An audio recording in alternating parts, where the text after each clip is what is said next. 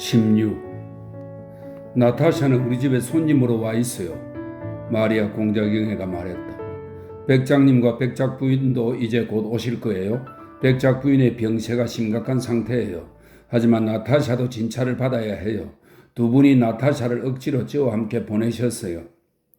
그렇죠. 슬픔을 겪지 않은 가족이 있겠습니까? 피에르가 나타샤를 돌아보며 말했다. 당신도 아시다시피 그 일은 우리가 구출된 바로 그날 일어났습니다. 난 페티아를 보았습니다. 정말 훌륭한 소년이었어요. 나타샤는 그를 바라보았지만 그의 말에 대한 대답으로 눈이 커지고 더 빛날 뿐이었다. 어떤 말이나 생각이 당신에게 조금이라도 위로가 될까요? 피에르가 말했다. 아무것도 없지요. 무엇 때문에 그렇게 훌륭하고 생기 넘치는 소년이 죽어야 했을까요? 네, 이 시대에 신앙 없이 사는 건 힘들 거예요. 마리아 공작영애가 말했다. 네, 진실로 그렇습니다. 피에르가 황급히 끼어들었다. 왜요? 나타샤가 피에르의 눈을 주의 깊게 들여다보며 물었다. 왜라니? 마리아 공작영애가 말했다. 그곳에서 무엇이 우리를 기다릴지 이것 하나만 생각해도. 나타샤는 마리아 공작영애의 말을 끝까지 듣지 않고 다시 의문의 눈빛으로 피에르를 바라보았다. 왜냐하면요. 피에르는 말을 이어나갔다. 우리를 다스리는 하나님이 있다고 믿는 사람만이 그녀가 겪는 것과 같은 상실을 견딜 수 있고 당신이 겪은 피에르가 말했다. 나타샤가 무언가 말하려고 이미 입을 벌렸다가 갑자기 멈추었다. 피에르는 서둘러 그녀에게서 고개를 돌리고 마리아 공작영애를 향해 다시 친구가 살아있을 때의 마지막 나날에 관하여 물었다. 피에르의 동료는 이제 거의 사라졌다.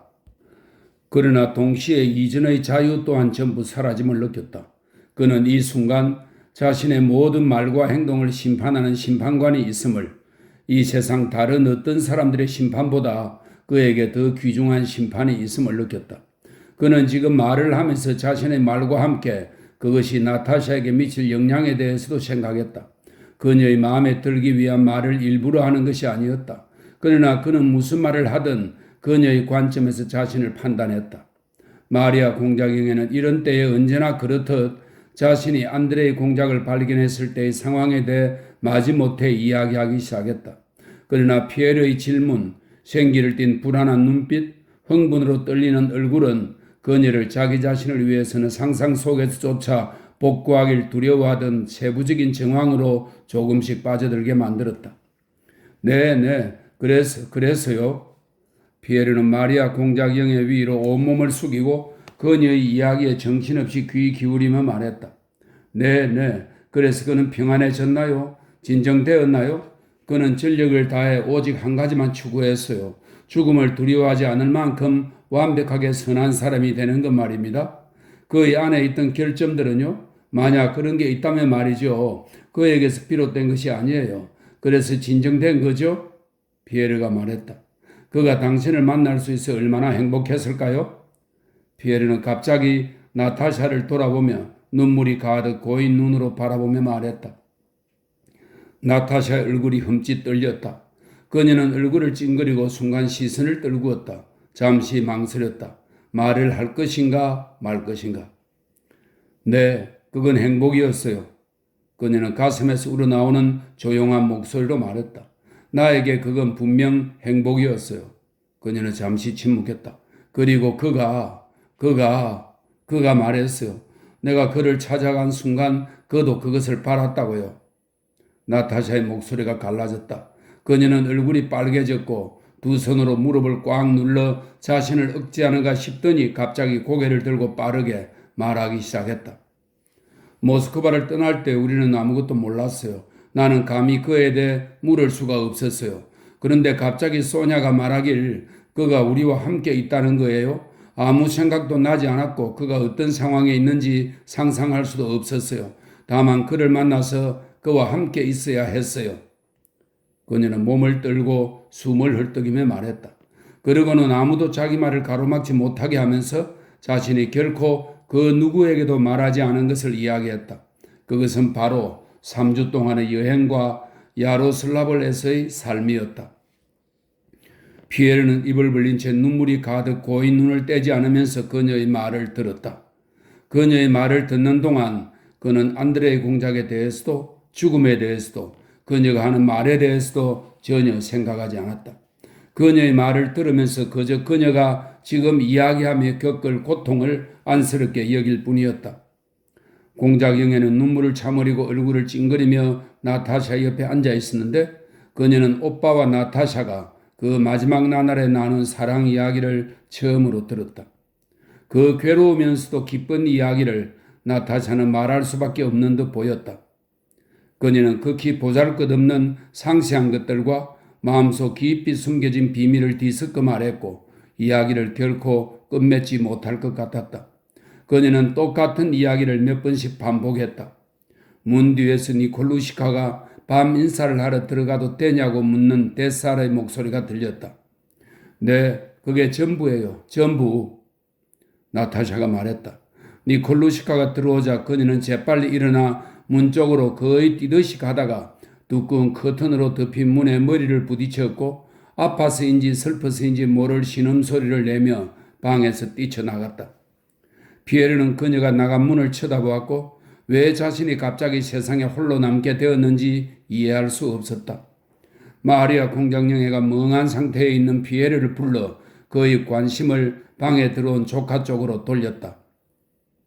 정서적으로 부드러운 상태에 있던 이 순간의 피에르에게 아버지를 닮은 니콜루시카의 얼굴은 너무도 강렬한 영향을 주어 그는 니콜루시카의 입을 맞추고는 황급히 일어나 손수건을 꺼내며 창가로 물러났다. 그는 마리아 공작영애에게 작별 인사를 하길 원했지만 그녀가 그를 말렸다. 아니에요. 나와 나타샤는 가끔 2시간 넘어도 안 잘 때가 있어요. 제발 좀 더 계셔주세요. 밤잠을 차리라고 지시할게요. 아래층으로 가세요. 우리도 곧 갈게요. 피에르가 방에서 나가기 전 공작영애가 말했다. 나타샤가 오빠에 대해 이야기한 건 이번이 처음이에요. 17. 하인들은 불이 환하게 켜진 큰 식당으로 피에르를 데리고 갔다. 몇 분 후 발걸음 소리가 들리면서 공작영애와 나타샤가 식당에 들어왔다. 나타샤는 다시 미소 없는 엄숙한 표정을 짓고 있었지만 차분했다. 마리아 공작영애와 나타샤와 피에르는 진지하고 허심탄회한 대화가 끝난 후에 뒤따르는 어색한 감정을 똑같이 느끼고 있었다. 이전의 대화를 이어가는 것은 불가능했다. 시시콜콜한 것들에 대해 이야기하는 것은 부끄럽고 그렇다고 침묵하는 것은 불편했는데 왜냐하면 이야기를 하고 싶은데도 침묵을 가장했다. 그들은 입을 다물고 테이블로 다가갔다. 그들이 앉을 수 있도록 하인들의 의자를 뺐다가 밀어주었다. 피에르는 차가운 냅킨을 펼쳤고 침묵을 깨기로 결심한 후 나타샤와 마리아 공작영애를 슬쩍 보았다. 두 사람 역시 동시에 같은 결심을 한 것이 분명했다. 두 사람의 눈은 삶에 대한 만족으로 그리고 슬픔뿐 아니라 기쁨이 존재한다는 것에 대한 인정으로 빛나고 있었다. 보드카를 마시겠어요, 백작? 마리아 공작영애가 말했고 그 말이 갑자기 과거의 그늘을 쫓아냈다. 당신 이야기를 해줘요.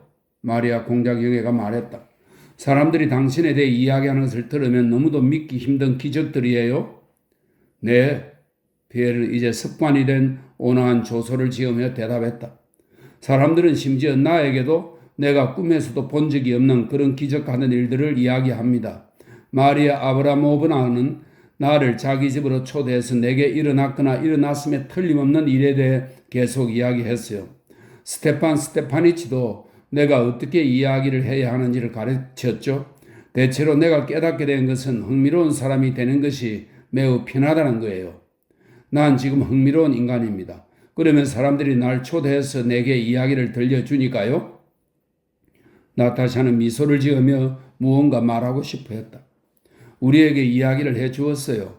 마리아 공작영애가 끼어들었다. 당신이 모스크바에서 200만 루블의 돈을 잃어버리셨다고요? 정말인가요? 하지만 난 3배나 더 부유해졌어요. 피에르가 말했다. 아내의 빚을 갚아야 하고 집을 다시 지어야 해서 상황이 변했음에도 불구하고 계속 자신이 3배나 더 부유해졌다고 말했다. 내가 의심할 여지 없이 얻게 된 것은 그가 말했다. 자유입니다. 그는 진지하게 이야기를 시작했다. 그러나 화제가 너무도 개인적이라는 걸 알아차리고는 이야기를 계속하기를 망설였다. 다시 집을 지을 건가요? 네, 사벨리치가 그렇게 하라고 했어요. 말해주세요. 당신은 모스크바에 남았을 때 백작 부인에 대해 알지 못했나요? 마리아 공작영애는 이 말을 하는 즉시 얼굴을 붉혔다. 자유롭다는 그의 말 뒤에 이런 질문을 하면 그의 말에는 없었던 의미를 자신이 부과하는 게 될 수도 있다고 느껴서였다. 몰랐습니다.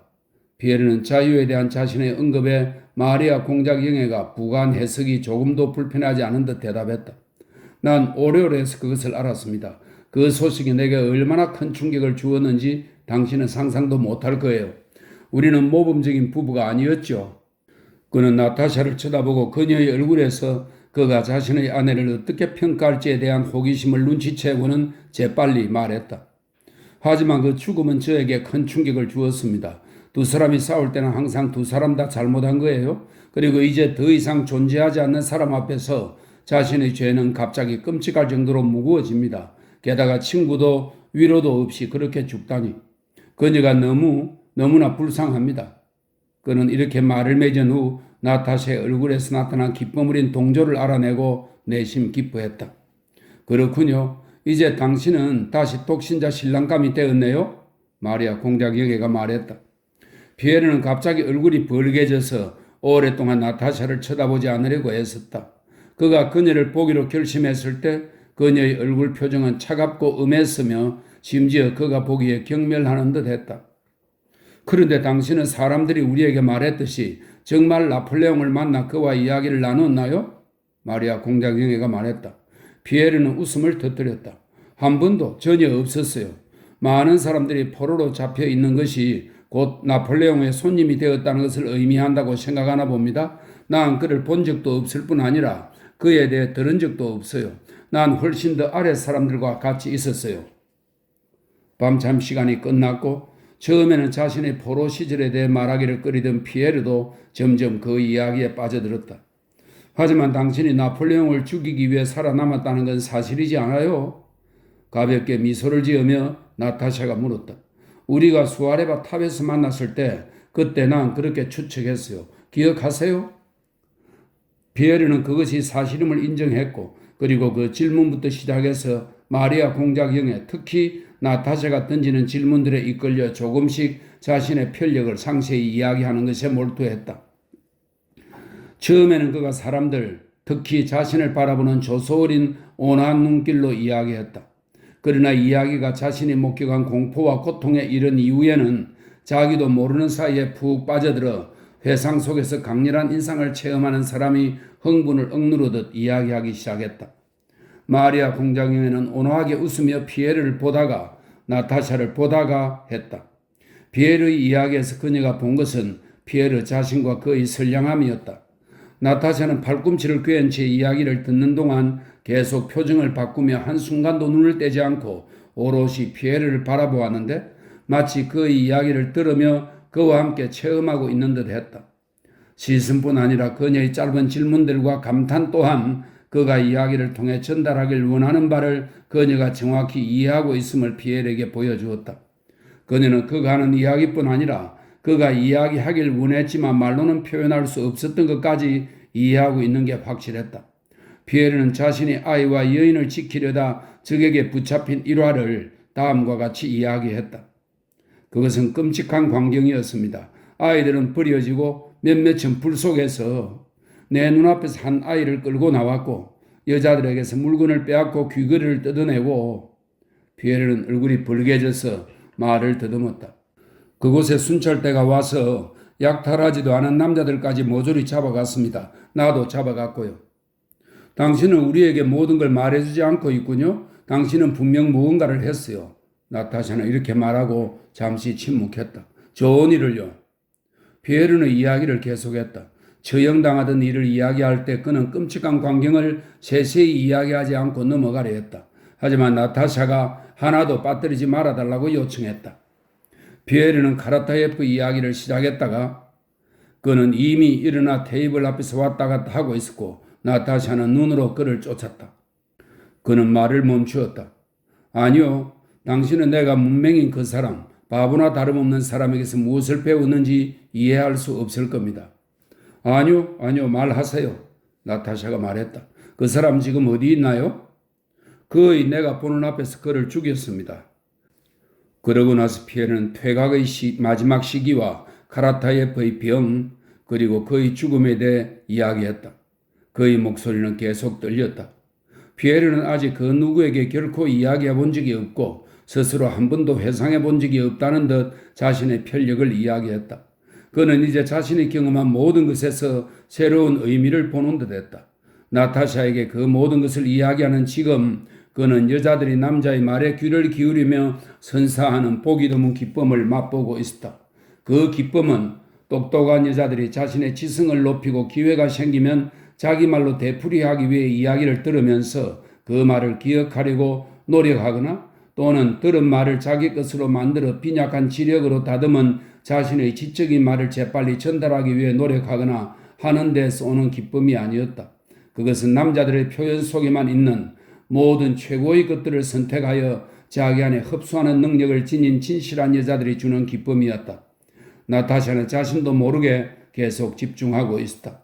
그녀는 피에르의 말, 목소리의 진동, 시선, 얼굴 근육의 떨림, 몸짓, 그 어느 것 하나도 놓치지 않았다. 그녀는 피에르의 모든 정신활동의 내밀한 의미를 추측하면서 피에르가 아직 다하지 않은 말조차 첫마디에서 알아차리고 자신의 열린 마음으로 가져왔다. 마리아 공작영에는 피에르의 이야기를 이해했고 그에게 공감했지만 지금 그녀가 보고 있는 것은 다른 것이었다. 그것이 그녀의 주의를 사로잡았다. 그녀는 나타샤와 피에르 사이에서 사랑과 행복의 가능성을 보았다. 그리고 처음으로 든 이 생각이 그녀의 마음을 기쁨으로 채웠다. 새벽 3시였다.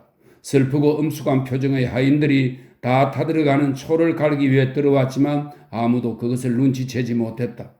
피에르가 이야기를 끝냈다.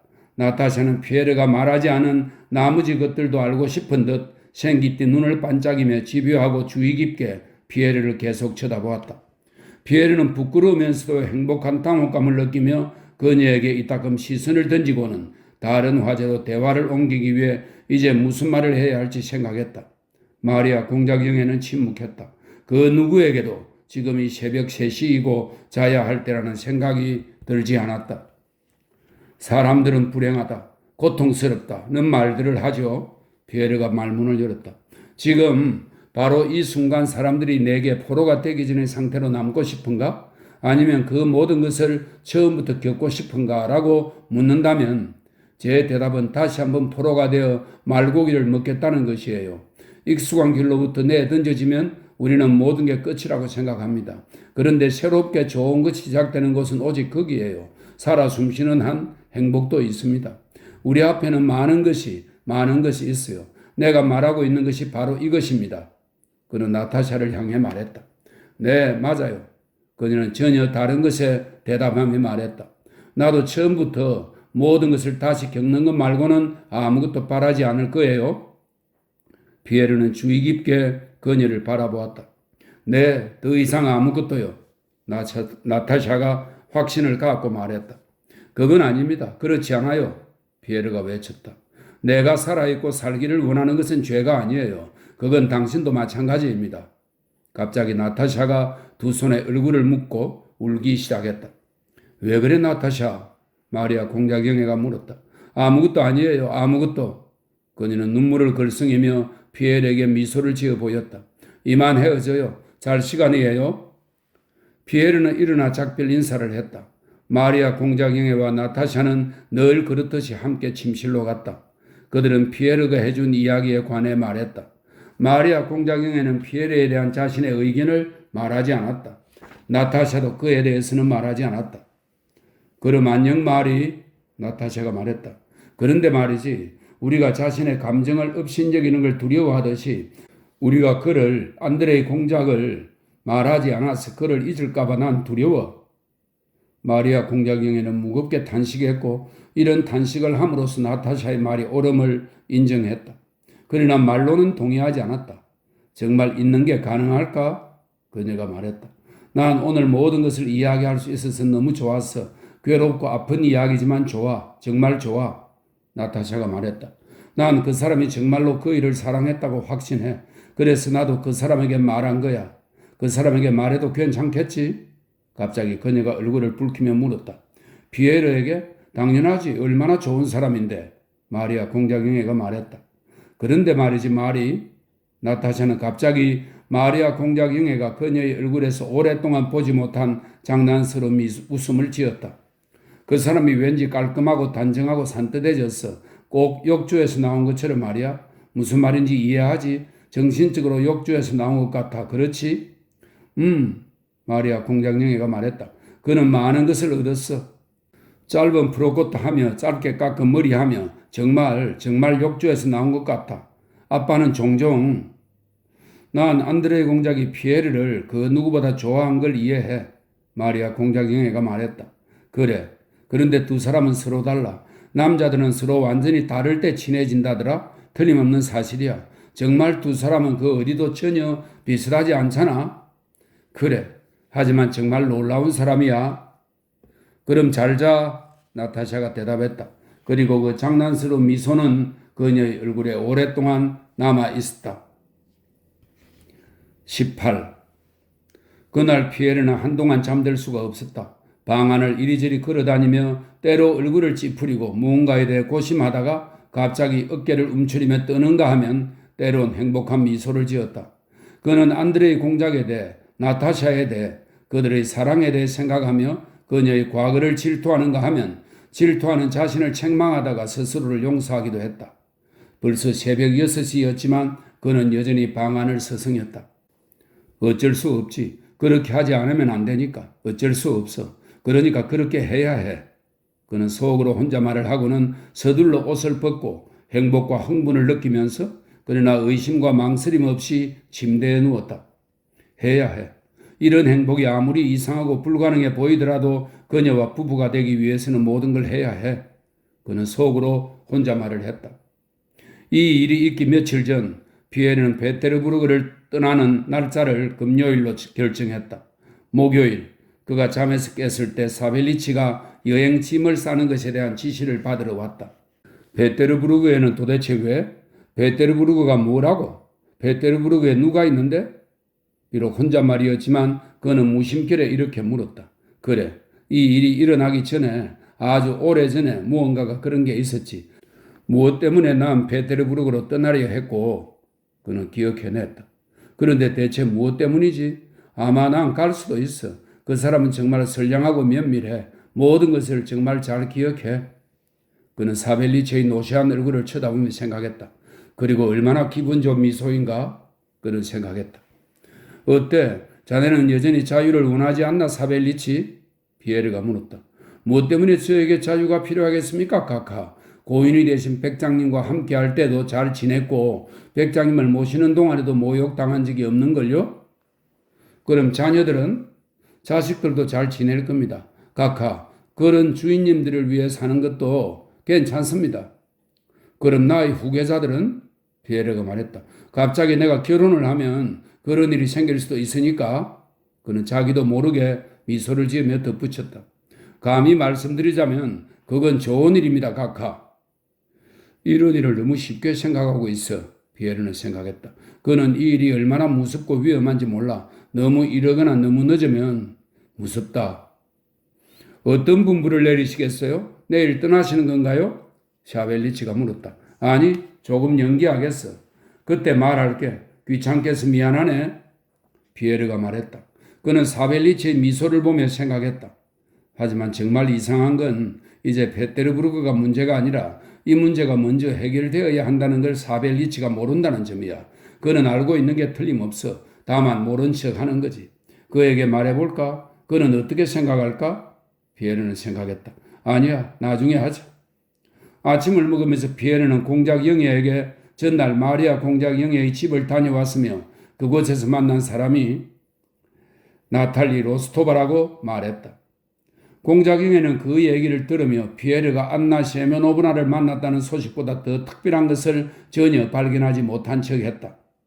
그녀를 아십니까? 피에르가 물었다. 공작 영애를 본 적이 있어요. 그녀가 대답했다. 그녀를 로스토프가의 아드님과 맺어주려 한다는 얘기를 들었어요. 그렇게 된다면 로스토프가로서는 아주 잘된 일이죠. 그 집이 완전히 파산했다고 말들 하더라고요. 아니요, 로스토바를 아시나요?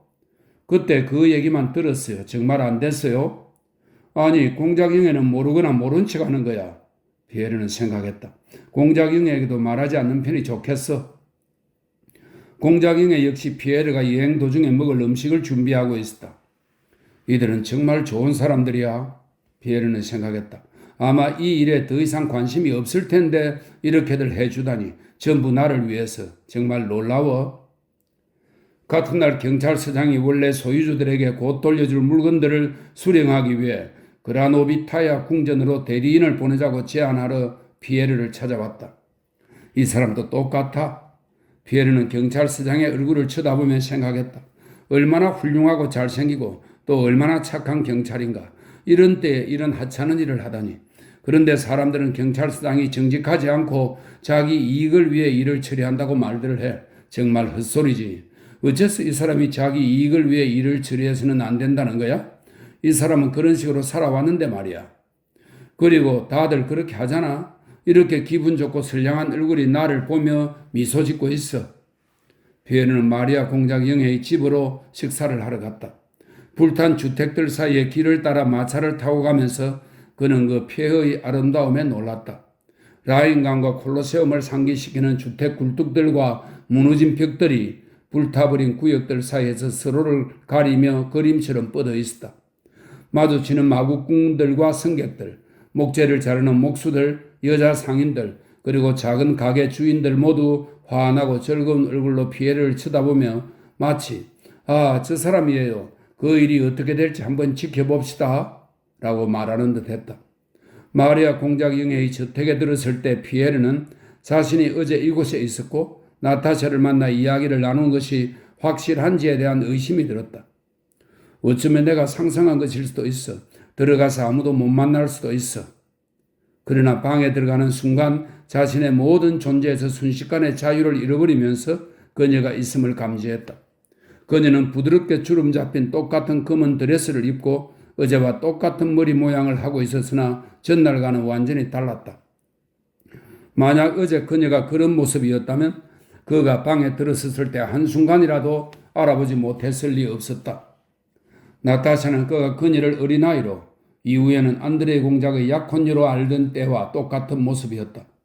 질문하고 싶은 듯한 쾌활한 광채가 그녀의 눈동자에서 빛났다. 얼굴에는 다정하면서 기이하게 장난스러운 표정이 떠올라 있었다. 피에르는 식사를 했고 어쩌면 저녁 내내 앉아 있을 수도 있다. 하지만 마리아 공작 영애가 저녁 기도에 가는 바람에 피에르도 그들과 함께 떠났다. 다음날 피에르는 일찍 가서 식사를 하고 저녁 내내 앉아 있었다. 마리아 공작 영애와 나타샤는 분명 손님을 반가워했고 피에르는 삶의 모든 관심을 지금 이 집에 쏟고 있었다. 그러나 그럼에도 불구하고 저녁쯤에는 모든 이야기가 되풀이되었고 대화는 내내 시랍잖은 화제들 사이를 오가다가 자주 중단되었다. 이날 저녁 피에르가 너무 늦게까지 머물러 있어서 마리아 공작 영애와 나타샤는 그가 얼른 가기를 기다리며 서로 눈짓을 주고받았다. 피에르도 그것을 알아차렸으나 떠날 수가 없었다. 힘들고 불편했지만 계속 앉아 있었는데 왜냐하면 일어서서 나갈 수가 없었기 때문이다. 마리아 공작 영애는 이런 상태라면 끝이 없을 거라고 생각한 듯 편두통을 하소연하면서 작별을 고했다. 그럼 내일 페테르부르크로 가시는 건가요? 그녀가 말했다. 아니요, 가지 않습니다. 피에르는 깜짝 놀라 마치 화가 난 듯 서둘러 말했다.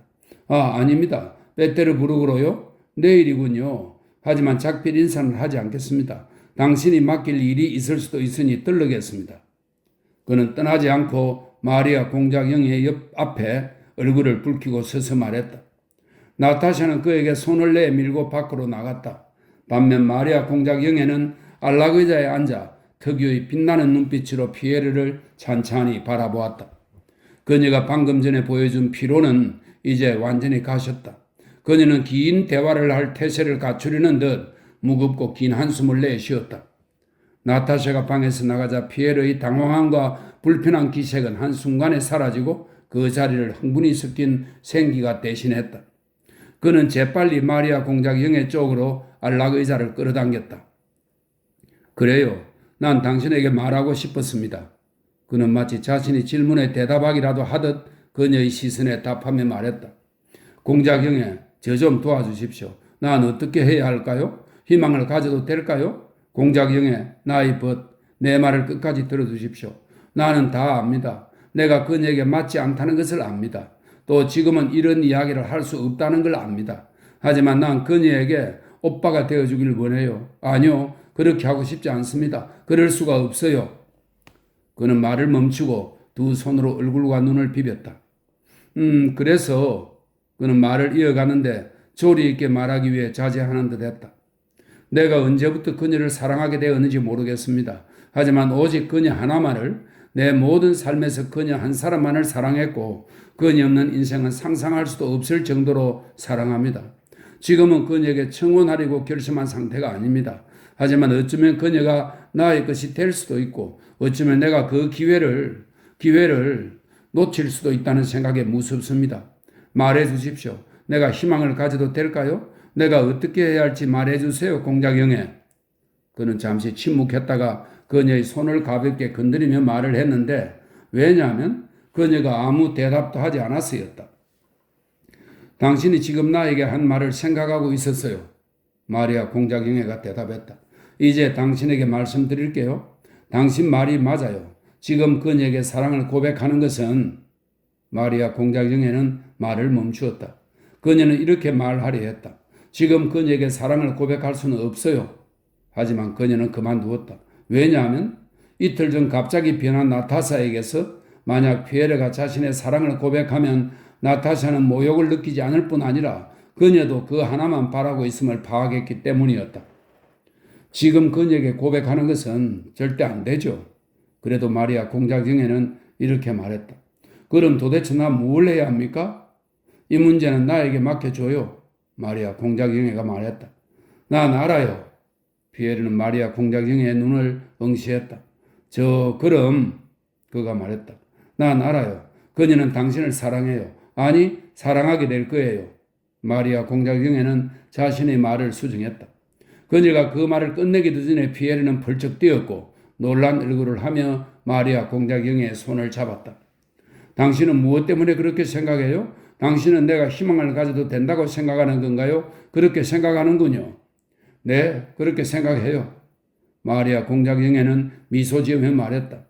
그녀의 부모님께 편지를 써요. 그리고 나에게 맡겨요. 때가 되면 내가 그녀에게 말할게요. 나도 그렇게 되기를 바랍니다. 내 마음도 그렇게 될 거라고 느껴요. 아니요, 그럴 리 없습니다. 너무나 행복해. 하지만 그럴 리 없어요. 너무나 행복해. 아니요, 그럴 리 없습니다. 피에르가 마리아 공작영애의 손에 입을 맞추며 말했다. 당신은 베테르부르크로 가요. 그게 더 좋아요. 내가 당신에게 편지할게요. 그녀가 말했다. 베테르부르크로요? 가라고요? 좋습니다. 네, 갈게요. 하지만 내일 당신을 방문해도 될까요? 다음날 피에르는 작별 인사를 하러 왔다. 나타샤는 지난 며칠보다 약간 생기 없이 보였다. 하지만 그날 가끔 그녀의 눈에 시선을 던지던 피에르는 자신이 사라지고 있음을, 그도 그녀도 더 이상 존재하지 않음을, 행복감 하나만 존재함을 느꼈다. 정말로? 아니야, 그럴 리 없어. 그는 자신의 마음을 기쁨으로 채우는 그녀의 시선과 동작과 말을 보며 속으로 혼자 말을 했다. 피에르가 나타샤와 작별하며 그녀의 가녀리고 마른 손을 잡았을 때 그는 무의식 중에 그녀의 손을 더 오래 잡고 있었다. 정말 이 손이, 이 얼굴이, 이 눈이 나에게는 낯선 여성적 매력을 지닌 이 모든 보물이, 정말 모든 것이 영원히 나의 것, 나 자신만큼이나 나에게 익숙한 것이 될까? 아니야, 그건 불가능해. 잘 가요, 백작. 나타샤가 큰 소리로 말했다. 난 당신을 몹시도 기다릴 거예요. 그녀는 속살거리듯 덧붙였다. 그 단순한 말, 그리고 그 말에 같이 따라온 눈빛과 표정은 그 후 2달 동안 피에르의 지치지 않는 회상과 해석과 행복한 공상의 대상이 되었다. 난 당신을 몹시도 기다릴 거예요. 그래. 그녀가 어떻게 말했지? 그래, 난 당신을 몹시도 기다릴 거예요. 아, 너무 행복하다. 도대체 이게 무슨 일이지? 아, 정말 행복해. 피에르는 속으로 혼잣말을 했다. 19. 지금 피에르의 마음속에서는 엘렌과 약혼할 당시 현재와 비슷한 상황들에서 그의 마음속에 일어났던 것들을 전혀 찾아볼 수 없었다. 그때처럼 수치심으로 마음 아파하며 자신이 한 말을 반복하지도 않았고, 무엇 때문에 난 그 말을 하지 않았을까? 어째서 그때 당신을 사랑합니다라고 말했던가? 하고 속으로 혼자 말을 하지도 않았다. 반면 지금 그는 그녀의 얼굴과 미소 하나하나 빠짐없이 상세히 상상하면서 그 무엇 하나 더하거나 빼고 싶지 않은 심정이었다. 그저 계속 되풀이하고 싶을 뿐이었다. 자신이 시작한 일이 잘한 건지 못한 건지에 대해서는 의심하지 않았다. 다만 한 가지 무서운 의심스러운 생각이 가끔 들었을 뿐이었다. 이 모든 게 꿈은 아닐까? 마리아 공작 영애가 착각한 건 아닐까? 내가 너무 오만하고 자신만만한 게 아닐까? 난 믿고 있어. 그러나 당연한 수순으로 갑자기 공작 영애가 그녀에게 말해버리면 그녀는 미소 지으며 대답하겠지. 정말 희한하네. 그 사람은 착각한 게 틀림없어. 그 사람은 이 사실을 모르는 건가?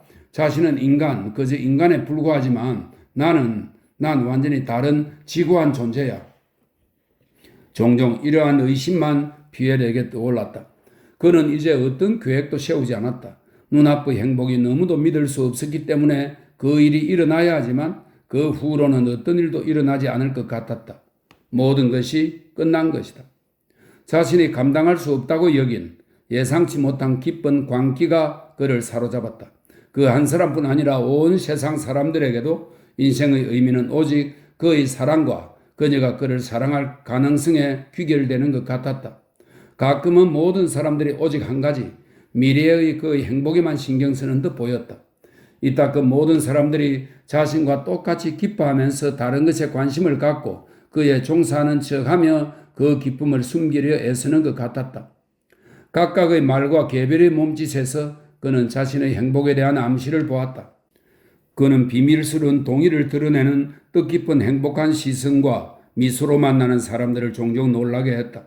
그러나 사람들이 그의 행복에 대해 알 수 없다는 것을 깨달았을 때에는 진심으로 그들을 동정하면서 그들이 몰두하는 모든 것이 신경 쓸 가치도 없는 완전히 무의미하고 하찮은 것임을 어떻게든 설명하고 싶은 바람을 느꼈다. 사람들이 그에게 공직을 제안하거나 또는 모든 사람들의 행복이 어떤 사건들의 이런저런 결과에 달렸다고 전제하며 어떤 공통의 문제들, 즉 국정과 전쟁 같은 것을 논의할 때 그는 동정 어린 부드러운 미소를 지으며 이야기를 경청하다가 특유의 기이한 의견으로 대화 상대자들을 놀라게 했다. 그러나 인생의 진짜 의미, 즉 그의 감정을 이해했다고 생각되는 사람들뿐 아니라 그것을 이해하지 못한 불행한 사람들, 그 모든 사람들이 그 당시 그의 내면에서 환히 빛나는 감정을 통해 그의 눈앞에 나타났기 때문에 피에르는 그 누구를 만나든 간에 조금도 힘들이지 않고 즉시 그 사람 안에서 좋은 점과 사랑받을 만한 모든 것을 발견했다. 업무와 죽은 아내와 관련된 서류를 검토하면서 그는 자신이 지금 알게 된 행복을 그녀가 몰랐다는 것에 동정을 느꼈을 뿐 아내에 관한 기억에선 그 어떤 감정도 느낄 수 없었다.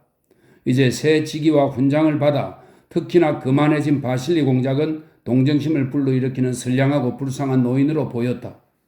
이후 피에르는 이 행복한 광기의 시간을 자주 떠올렸다. 이 시기 동안 그가 사람과 상황에 대해 수립하게 된 모든 견해는 그에게 평생 믿을 만한 것으로 남았다. 그는 이후에도 사람과 사물에 대한 이런 시각들을 버리지 않았을 뿐 아니라 내적인 의심과 모순이 생기면 이 광기의 시간에 가졌던 시각에 기댔고 그 시각은 언제나 옳은 것으로 판명되었다.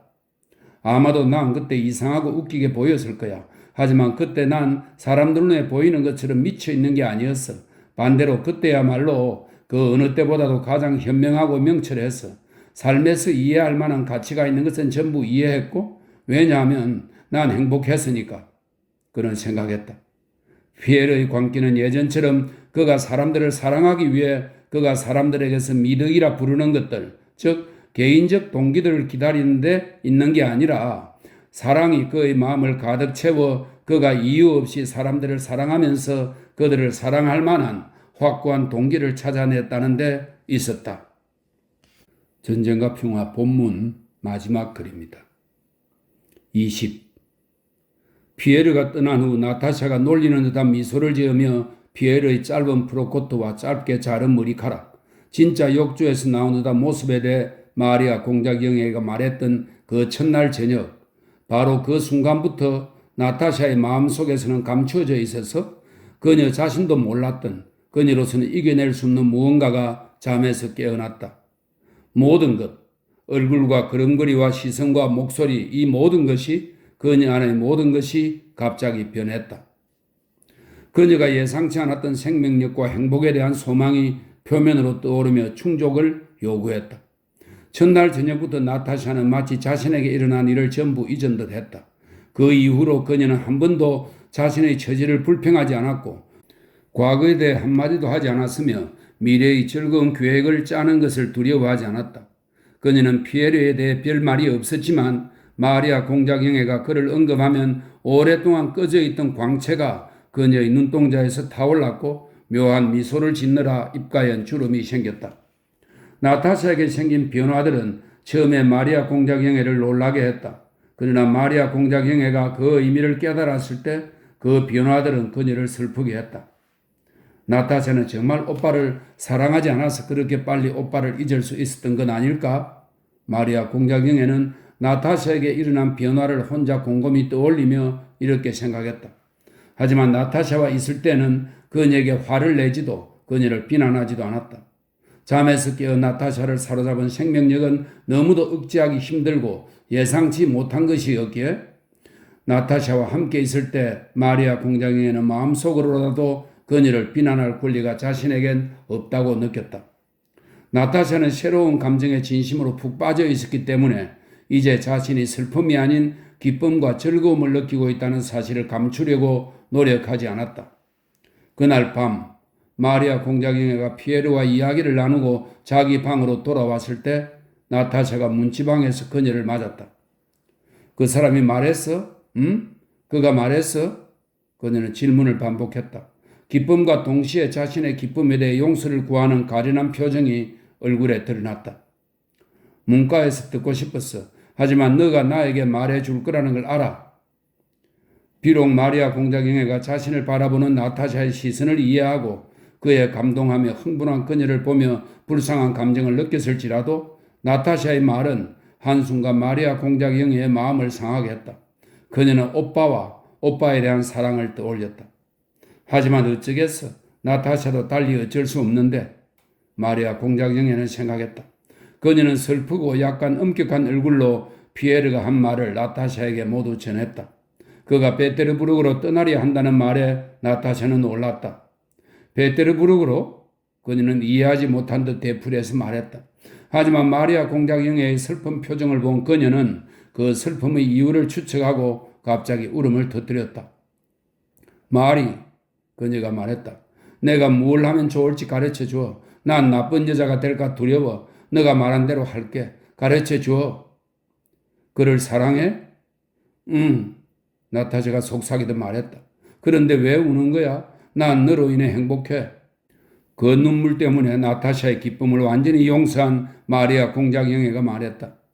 빨리는 아니겠지만 언젠가 그렇게 될 거야. 생각해봐. 내가 그의 아내가 되고 너가 니콜라와 결혼하면 얼마나 행복할지. 나타샤, 그 문제에 대해서는 말하지 말라고 부탁했잖아. 너의 이야기를 하자. 그들은 잠시 침묵했다. 그런데 베테르부르크에는 뭐하러 가는 거지? 나타샤가 벼랑간 말하고는 서둘러 자신의 질문에 대답했다. 아니야. 그건 그렇게 해야. 그렇지 말이? 그렇게 해야. 예. 전쟁과 평화 본문은 여기까지입니다.